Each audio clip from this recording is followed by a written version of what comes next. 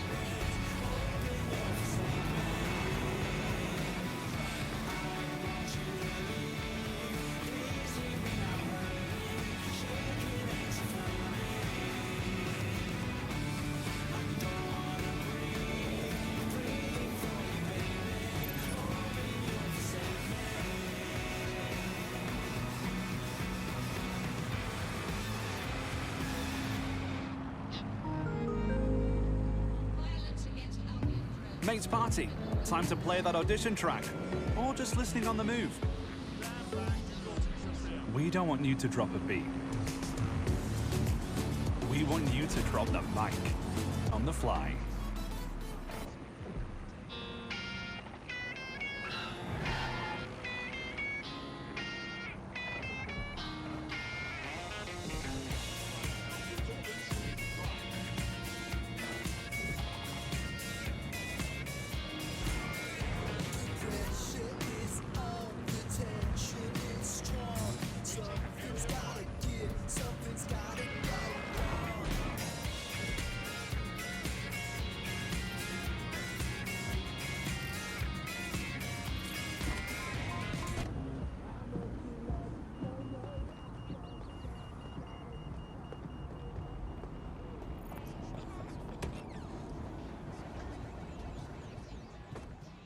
I've downloaded a patch to your optics so you can access our security system. It's set up so that I can't just let someone who isn't DedSec in. You'll have to do the manual override. Manual override? Shouldn't be a problem. Not like I have to swear a blood oath or anything. Right?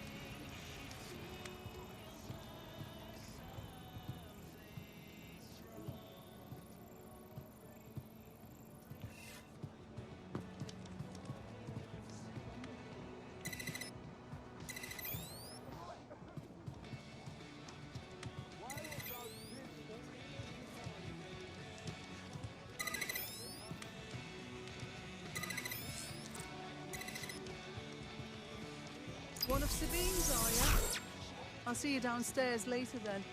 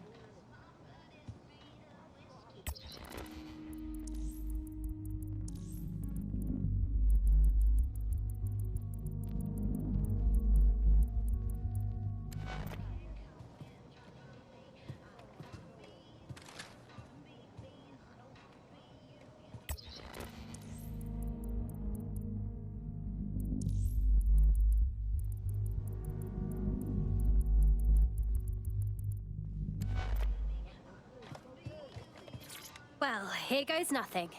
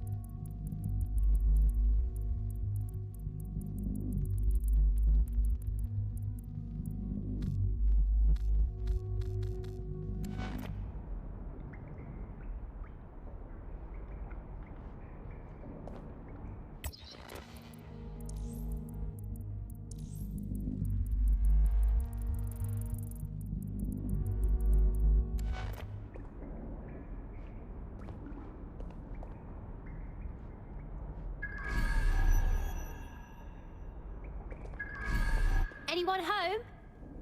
No? Well then, let's get the power back on.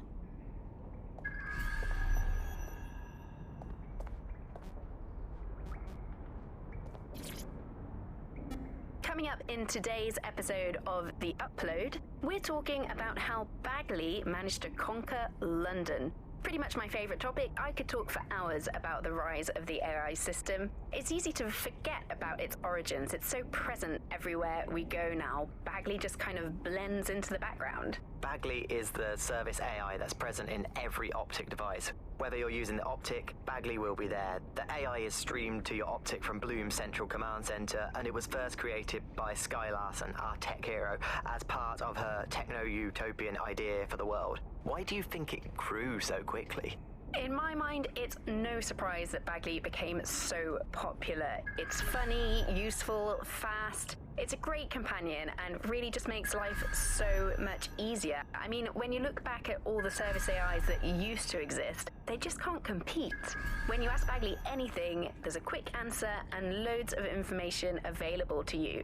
One day, I let Bagley answer all of my messages for a whole 24 hours and no one even noticed the difference. The other competitors really just couldn't compete with Bagley. Their answers were so much worse. They didn't understand anything, and Bagley pretty much gets everything right first time.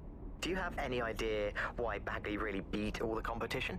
Well, it's really the data, isn't it? Ever since Broker hooked up with Bloom, that's when things changed. And really, that's not actually that great. Bloom has data on everybody. They collect information about everything you're doing across the web through your Optic headset. Isn't the AI only good because of Bloom surveillance?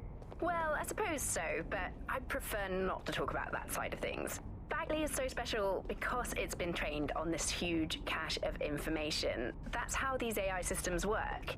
Or at least used to work. I mean, we don't really know that much about the latest version because there's so much secrecy around the tech. But they're given this huge amount of training data. It's basically a huge database that's used to teach the AI about patterns in behavior.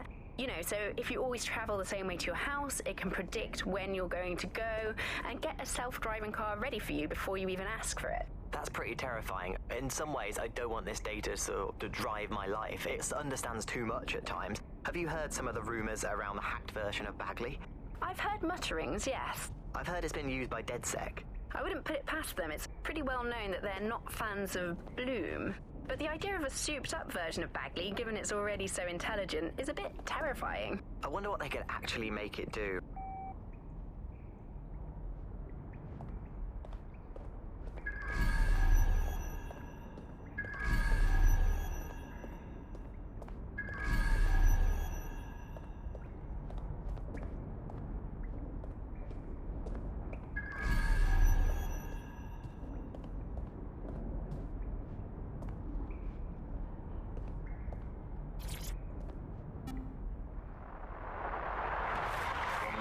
This is the Bug. Hello, Resistors, it's Bug time. Are you all sitting comfortably? No? Good. That's as it should be. This is the Bug. I'm Andy, and joining me to analyse the latest blowflies to emerge from the corpse of a once free Britain, it's Alice. Hello, Andy. And today, we're going to talk to you about Albion, your friends and mine. Alice, the government has extended Albion's contract and have also boasted that violent crime has plummeted to a record low.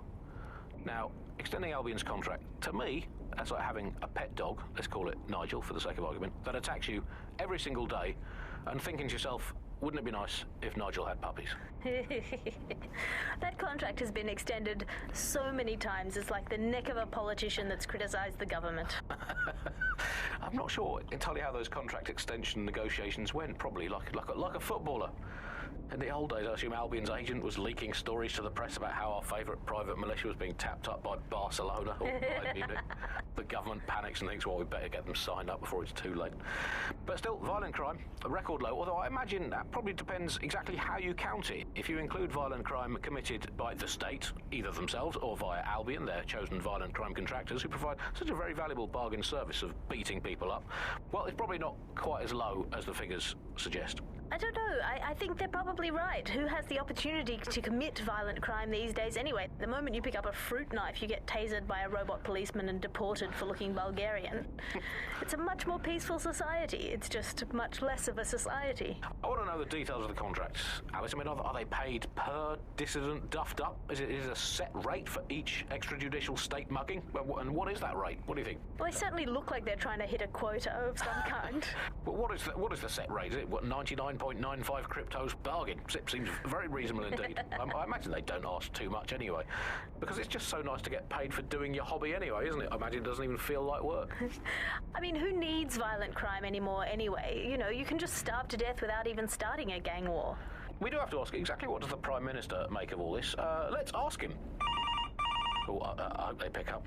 Hello, you're through to number 10 Downing Street. Hello, is the Prime Minister there, please?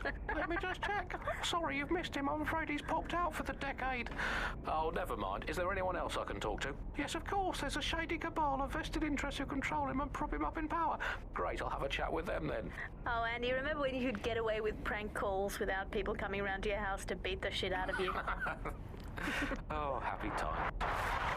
You're listening to The Bug. Did you think the Prime Minister will ever come back? I don't think we've ever had a Prime Minister. Well, that's a much more reassuring way of looking at things. What have we become, Alice? When you look at the state of our politics, we're supposed to have the mother of parliaments. Well, this is one mother that has emphatically abandoned her kids in the woods to be brought up by wolves. And let me tell you, that never works out like it does in the stories. Wolves are bad parents, unless you're a wolf, in which case they can do a job bringing you up as a wolf. Do not give your children to wolves. And do we actually own anything as a country now? Is there anything we haven't flogged off for profit? Oh, I think we've basically just become a homeopathic Britain. Diluted and diluted until there's barely a trace of the original Britain left. But some quackish lunatics insist it actually works better that way. It's total bullshit. Is there anything left? New on The Bug this week, a new feature, the Bug Off feature. The person who has most irritated us in Britain this week, we're going to tell to bug off. And to get things going, I'm going to nominate Big Nigel. Nigel Cass. Look, this is Britain. History tells us this place is a bastion of freedom. I'm just not sure that kind of freedom should involve Big Nigel expressing his freedom to run a private army. I guess historically there is a precedent. The East India Company. That was a trading house with an army of 250,000 soldiers, which is a lot for a company. The Bug PLC has Alice with a water pistol, but crucially, compared with Albion, the East India Company didn't operate its 250,000 strong army in London.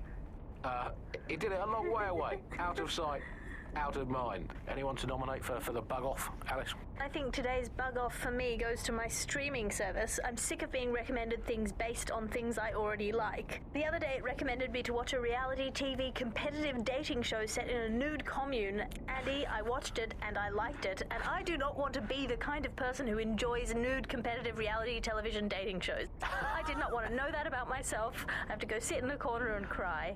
That's it from The Bug. Don't forget the live show that is so secret it is definitely not happening at the usual time and place this month. Definitely not. And definitely do not tell anyone not to come to it. It's definitely not happening. Usual time and place. Bye-bye.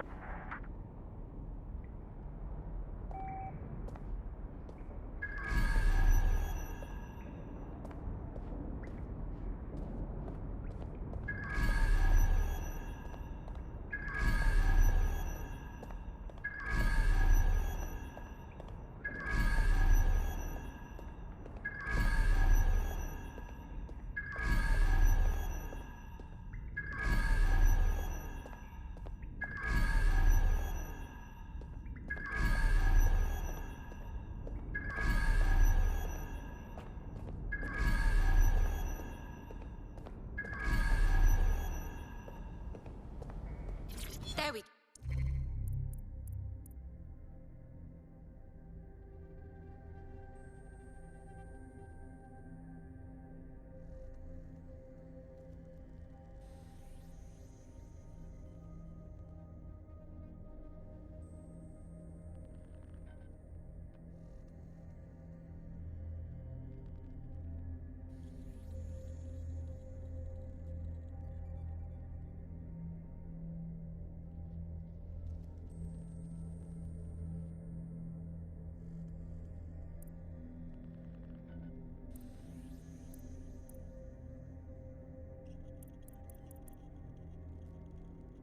I'm Claire Waters, and we've been discussing the hacktivist, now alleged terrorist group, DedSec, on this week's Buccaneer Radio.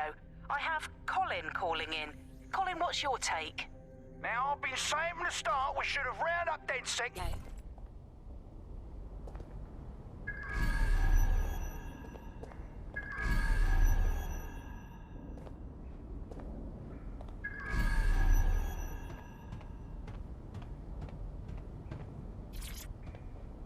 Coming up today on The Upload, we're talking about Sky Larson, the enigmatic founder of Broker Tech. Everyone knows her name, but no one knows too much about her. And we only really see her these days as a hologram. She was pretty young when she launched Broker Tech, the company that is best known for introducing Bagley to the world. Nowadays, it's hard to remember a world before Bagley. And I think that what Sky Larson's done with Bagley is absolutely incredible.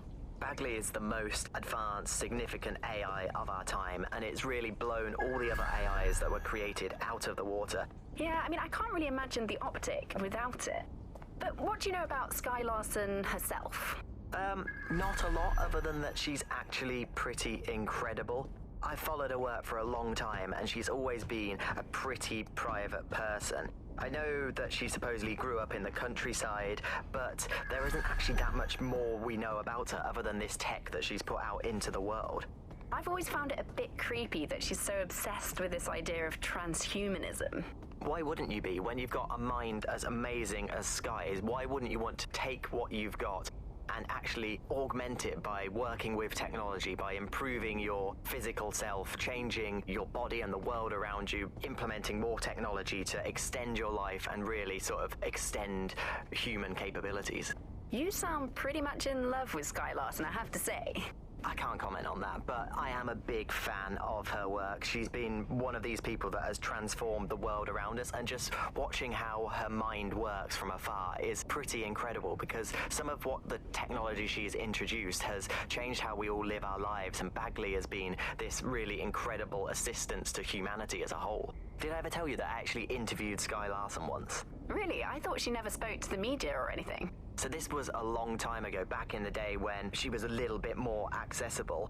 And she was one of these people that just had an amazing presence. You were inspired by her very being, and she was just incredibly talented and knowledgeable, and one of possibly the best living people that I've ever met. I'm not sure you're being too objective there. I mean, I imagine she's not very likable as a person. She obviously despises humanity in some way. I think she believes that becoming data is preferable to being human. She's one of these people who's extremely methodical in everything that she does, and she does everything to perfection and really tries to change the world around her and make it a better place for us to live in. If you say so.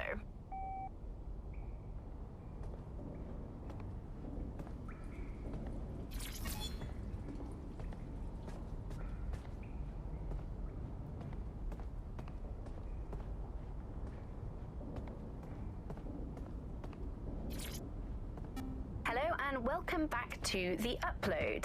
In this episode, we're talking about CTOS 3.0, the city operating system that's now powering all of London. For those of you who need reminding, as if anyone does at this point, CTOS was first used in Chicago in 2014 and then San Francisco in 2017 before coming here to London. And every time it's been rolled out, it's been pretty much an unmitigated disaster.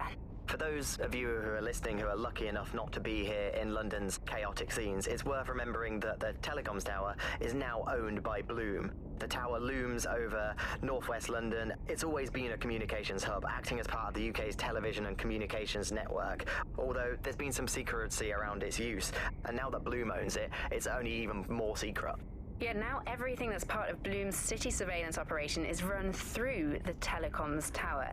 And I have to say, it looks completely ridiculous. It's got that silly crown thing at the top and all the blue light. What's that even about? What does it do? I don't see that there's any purpose to that at all. It's a blight on the skyline, if you ask me. And it's become the main point of control for millions of people. The System Network and Bagley are both operated and streamed from there too. And don't forget about the self-driving cars too. I always thought they were just running on their own. No, CTOS is the big control system behind the cars. There was a point back in the earliest days of self-driving car technology that they operated by themselves. They used to use a series of sensors to see the world around them. Radar, for instance, would look far off into the distance, while LiDAR would detect objects nearby.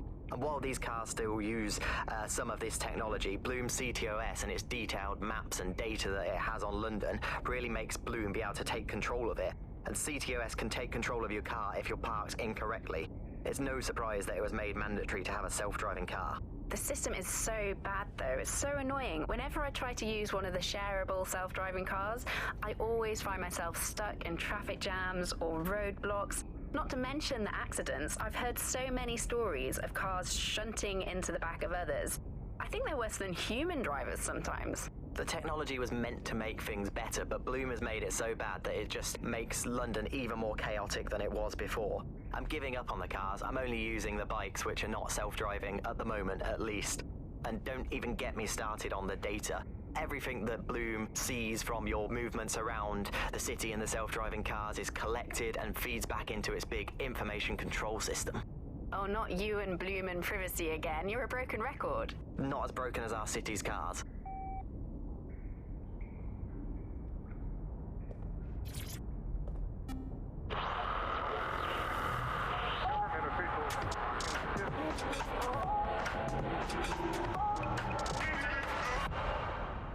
This is London Calling. You're listening to Buccaneer, your pirate podcast source for what they don't want you to know.